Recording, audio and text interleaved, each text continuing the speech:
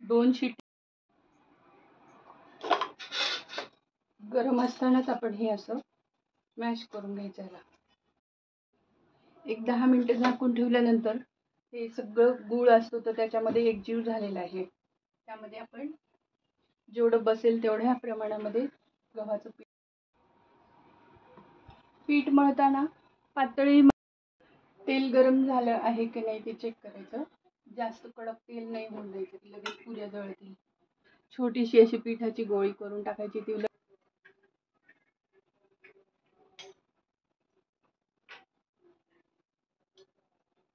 जळाली नाही म्हणजे परफेक्ट गरम झाले तेल.